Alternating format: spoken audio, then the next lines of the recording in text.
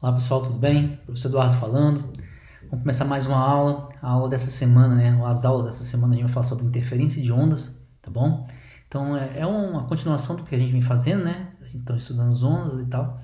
E vamos pegar agora exercícios mais direcionados nessa parte de interferência, né? Superposição, princípio da superposição e resolver alguns exercícios referente a essa parte de interferência de ondas. Tudo bem?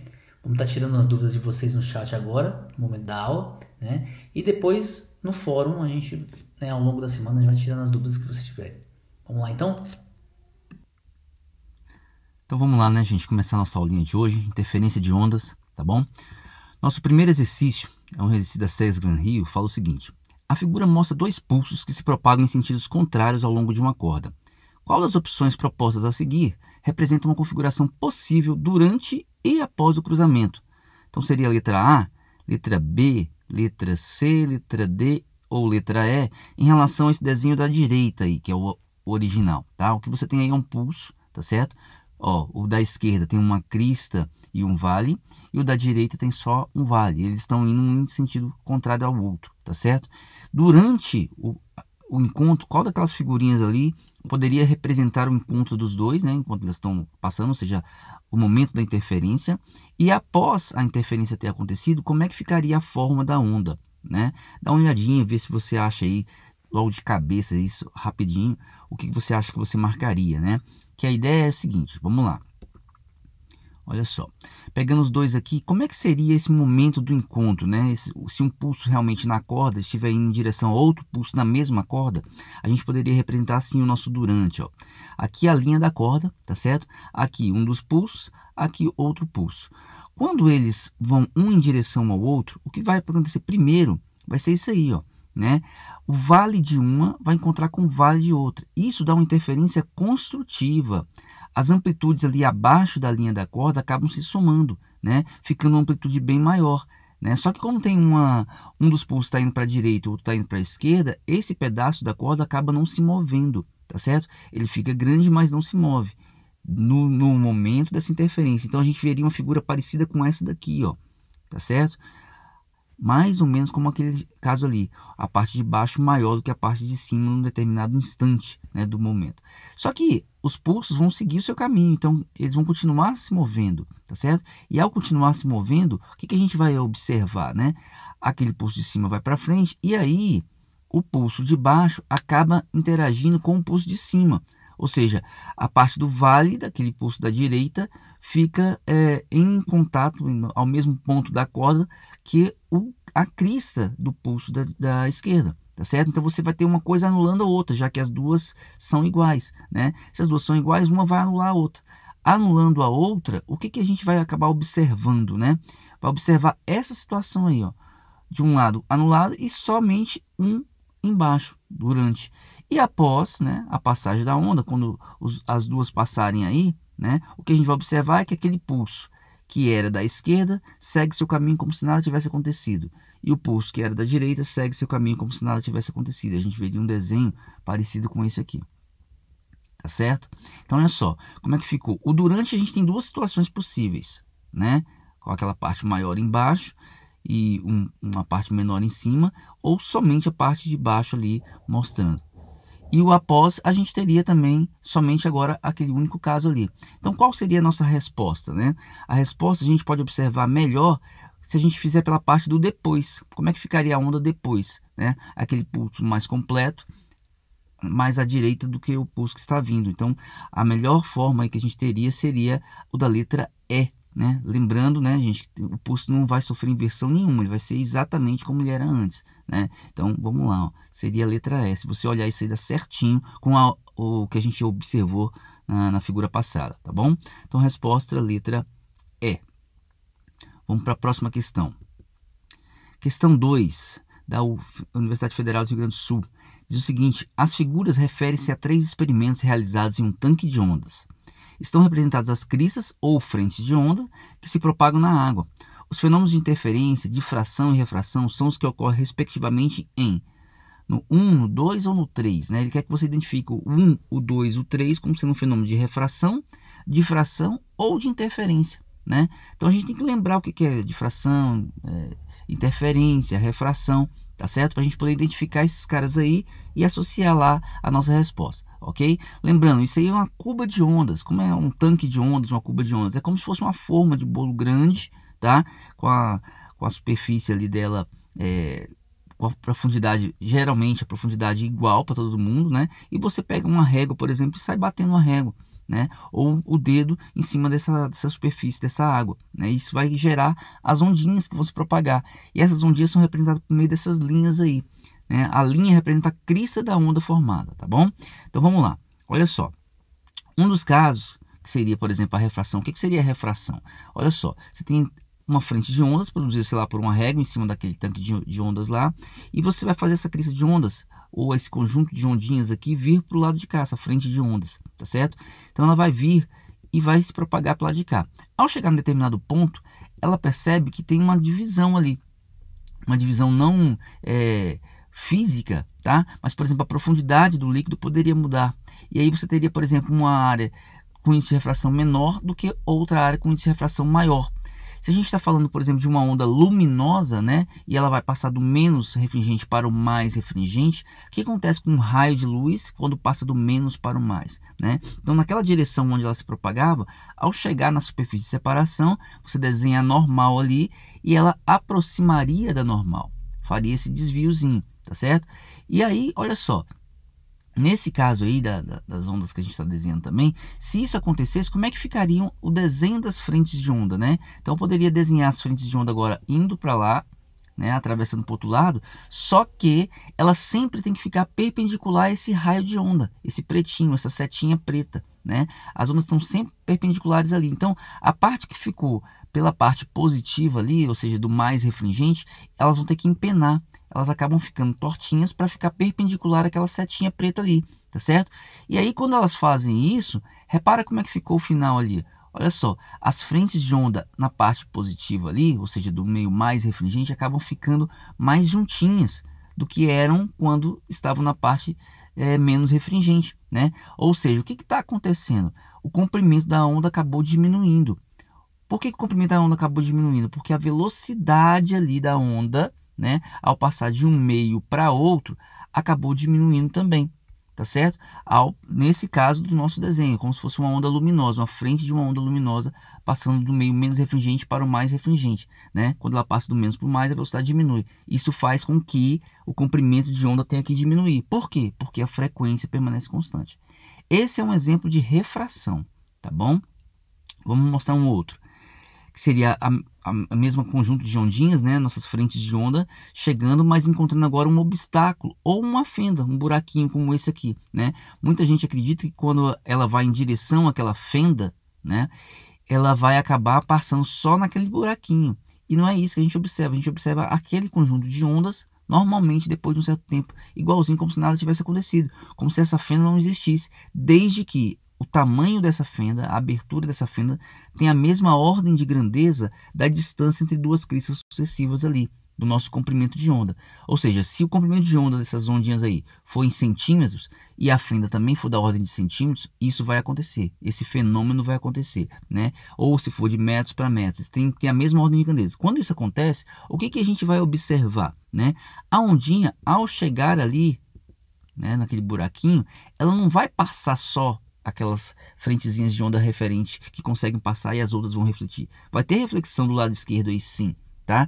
Mas a parte que passa para frente não é só esse pedacinho. O que acontece é que ela, em vez de fazer esse movimento e a gente ver só esses pedacinhos pequenininhos passando para lá, esses pedacinhos de frente de onda chegando, a gente vai ver eles inteiros. Por quê? Porque essa onda acaba contornando aquela fenda, né? Ela vai contornando de maneira um pouquinho mais lenta até voltar à sua forma original, né, que vai seguir caminho.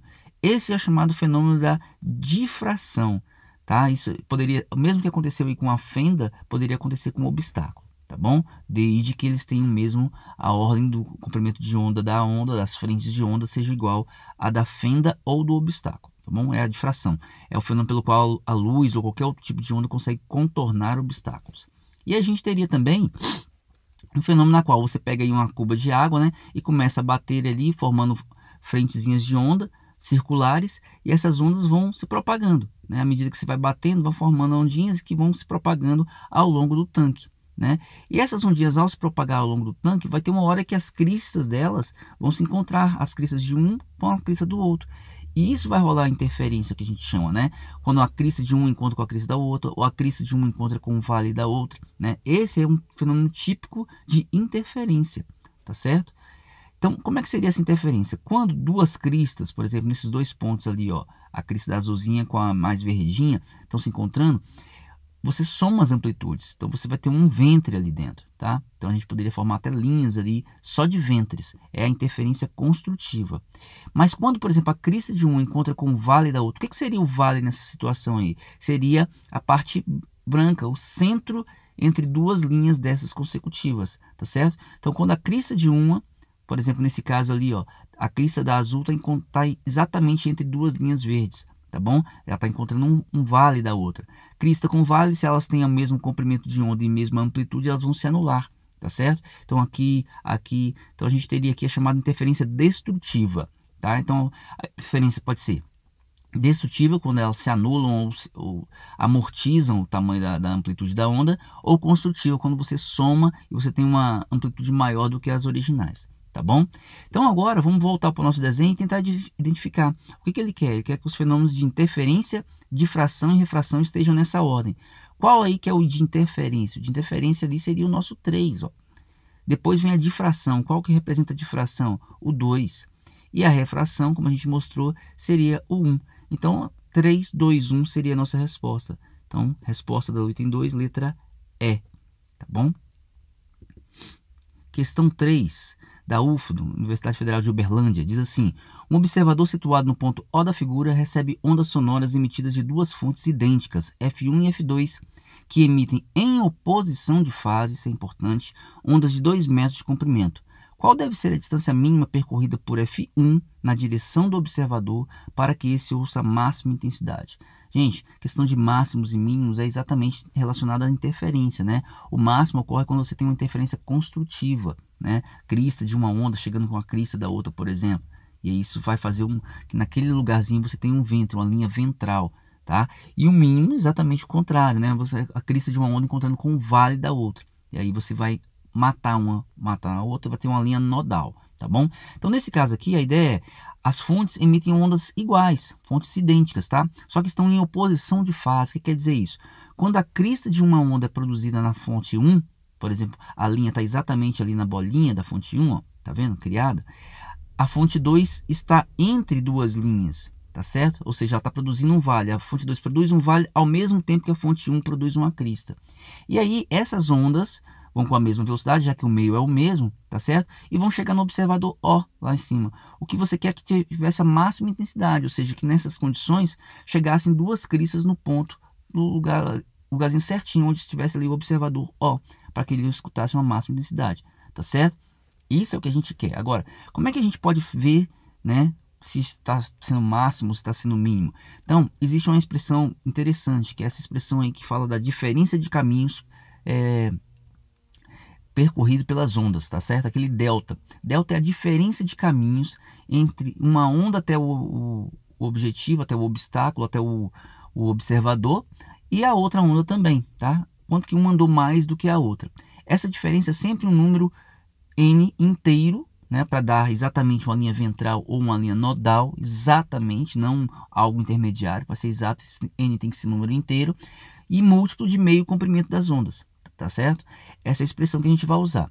Nesse nosso caso, o que seria a diferença de caminhos aí percorridos? Por exemplo, da fonte 2 até o observador, a distância era 34 metros.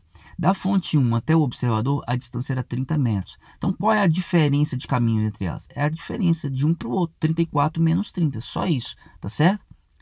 Aí ficaria assim, ó.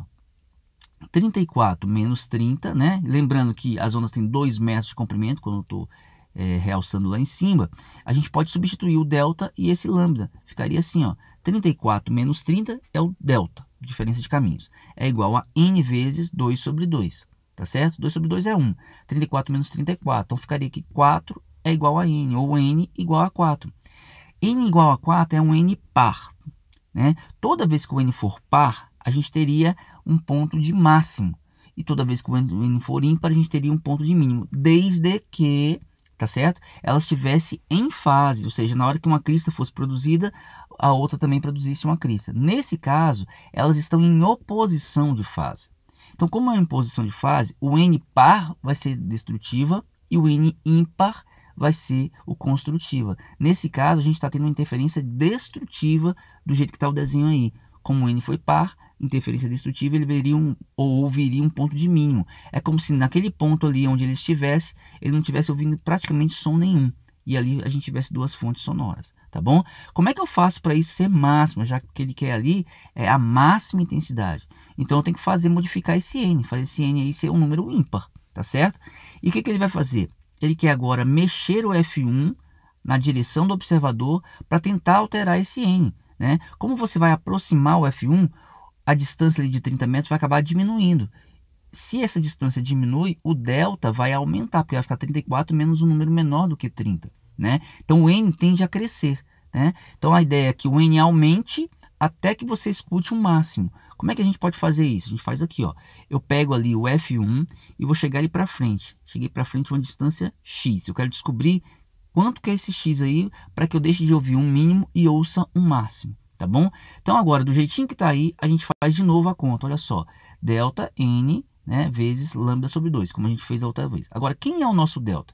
É a diferença de caminhos, né? Vai ser 34 menos aquele distância lá de cima que ele vai andar, que é o 30 menos x, ó. 34 menos 30 menos x é igual a n vezes lambda sobre 2. Lembrando, o comprimento das ondas continua o mesmo, 2 metros, né? Então, quando você substitui ali o comprimento por 2 e faz essa continha, vai ficar 34 menos 30 mais x, ou seja, 4 mais x é igual a n sobre 2, ou seja, n é igual a 4 mais x aqui embaixo, ou x igual a n menos 4. Agora eu quero saber esse x. Agora, qual o número que eu ponho no lugar do n? Eu quero a menor distância percorrida pelo cara, ou seja, o x tem que ser o menor possível, né? E que eu tenha a máxima intensidade. Para ser máximo, nesse caso, em oposição de fase, o n tem que ser ímpar. Então, o n vai ter que ser um número ímpar, vou até representar aqui, e maior do que 4. Que era o que tinha dado antes, tá certo? Então, portanto, o menor número ímpar que eu posso colocar ali, que seja maior que 4, seria o 5.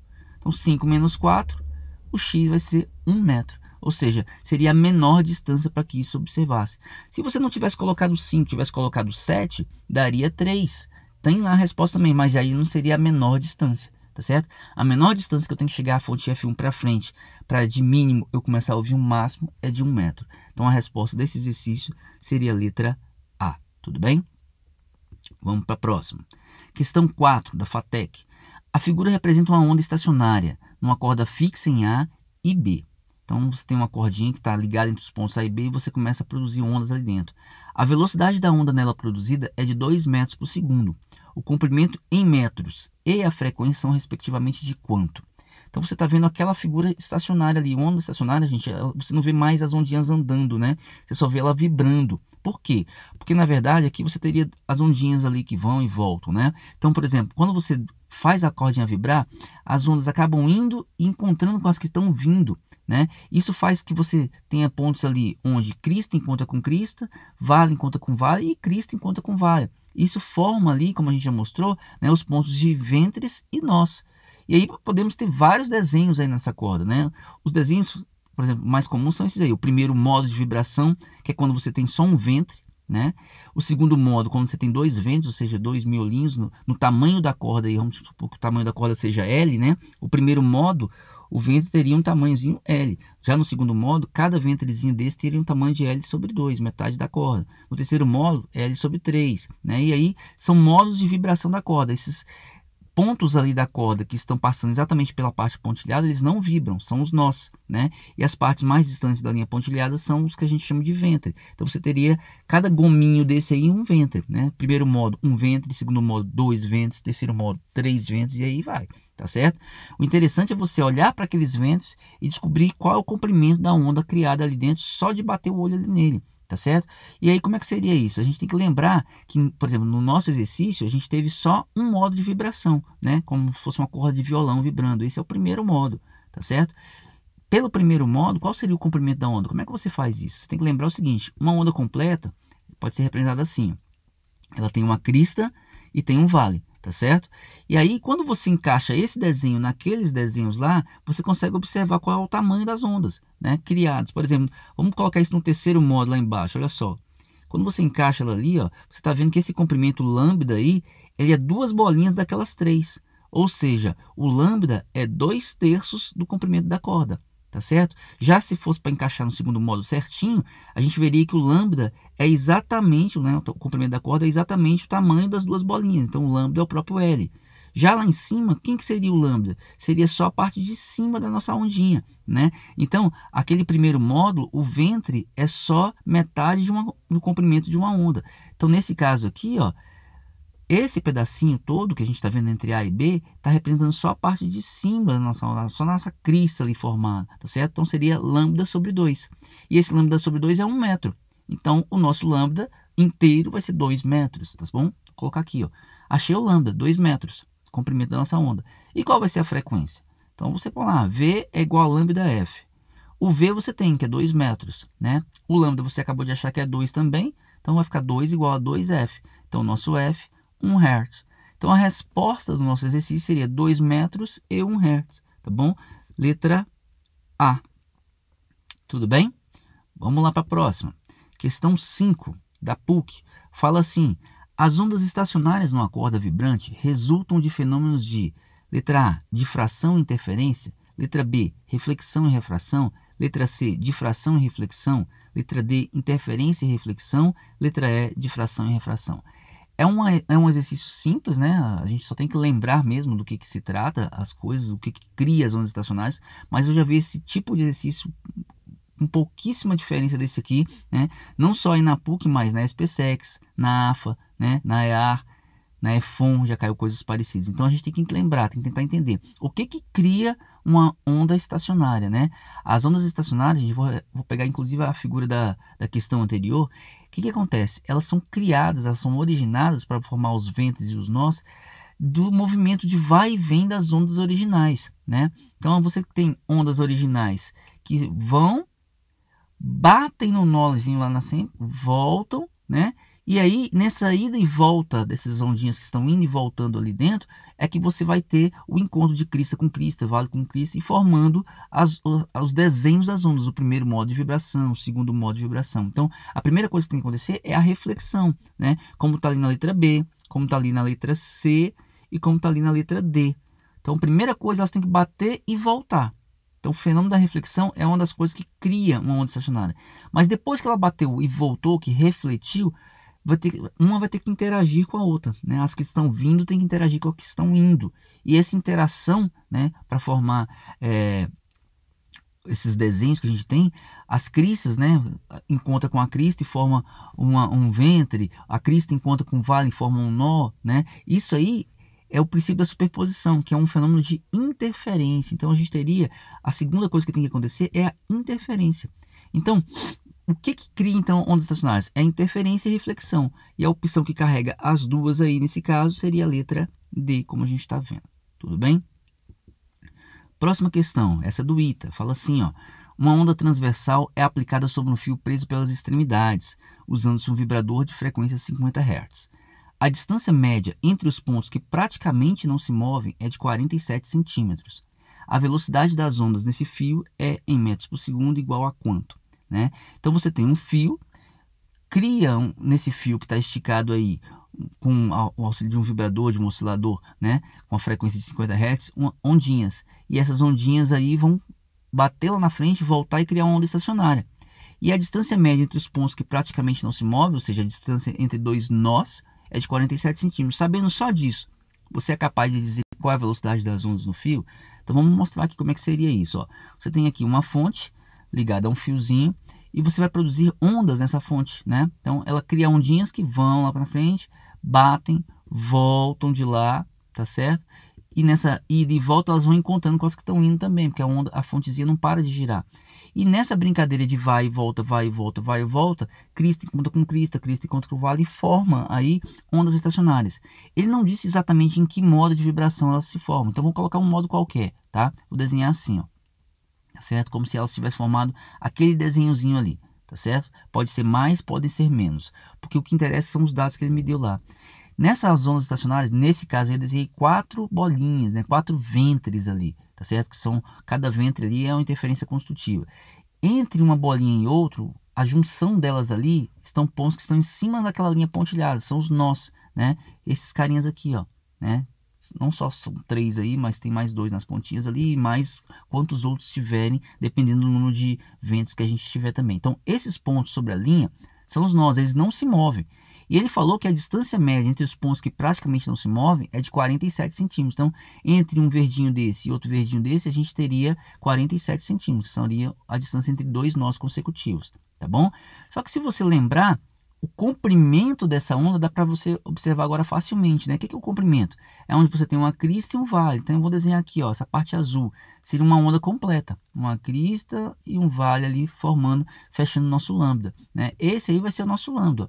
Qual que é o tamanho do nosso lambda? Se você olhar, ele tem a distância entre 2 nós consecutivos ali, ó, 47 mais 47, tá certo? O que daria 94. Então você tem agora o comprimento da onda e tem a frequência. Com o comprimento e a onda você acha a velocidade. Então, velocidade é lambda F. V é igual. Qual é o comprimento dessa onda aí? Azulzinha que a gente está desenhando lá.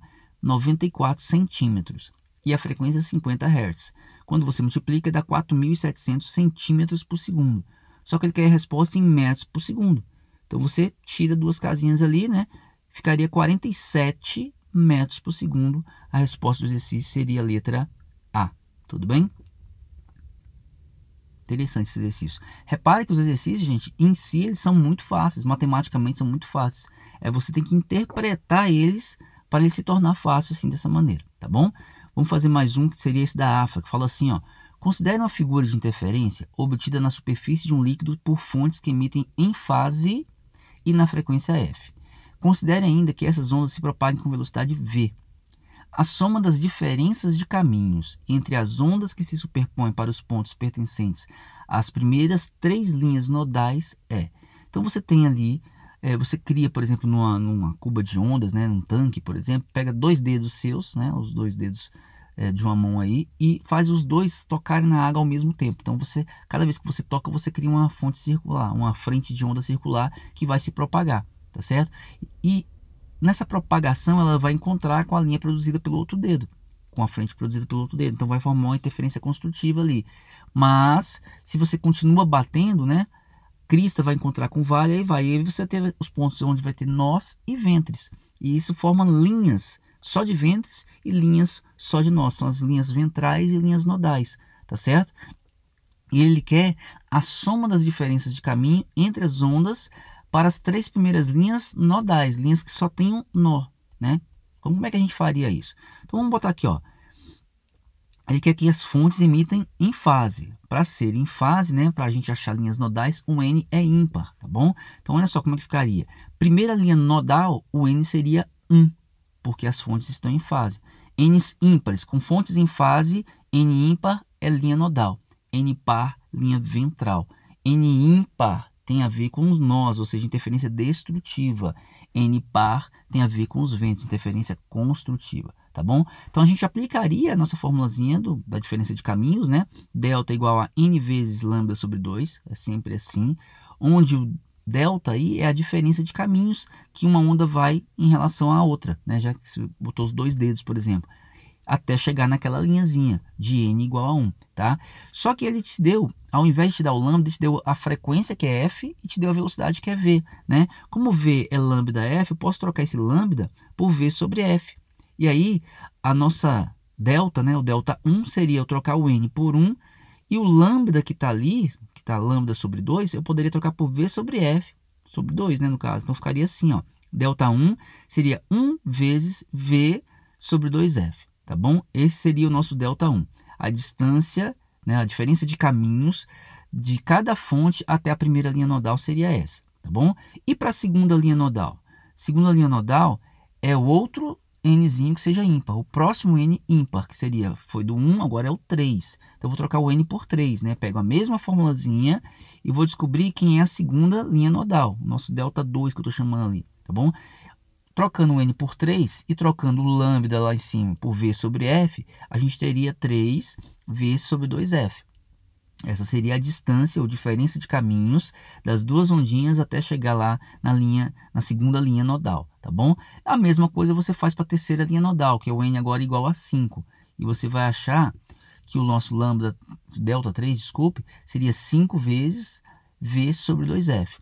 Então você agora quer o quê? Ele quer que você dê a soma da diferença de caminhos, né? Das primeiras 3 linhas nodais. Então a primeira a gente achou que era 1 vezes v sobre 2f, a segunda eu achei que era 3v sobre 2f, e a terceira, a diferença de caminho, deu 5v sobre 2f. Ele quer a soma disso. Então, 1 mais 3, 4, mais 5, 9. Então, soma dos deltas aí deu 9v sobre 2f. Resposta, então, letra B de bola, ok? O exercício em si é simples, mas você tem que entender pelo menos o que ele estava perguntando. Isso só com um pouquinho de teoria mesmo, tá bom? A gente termina por aqui.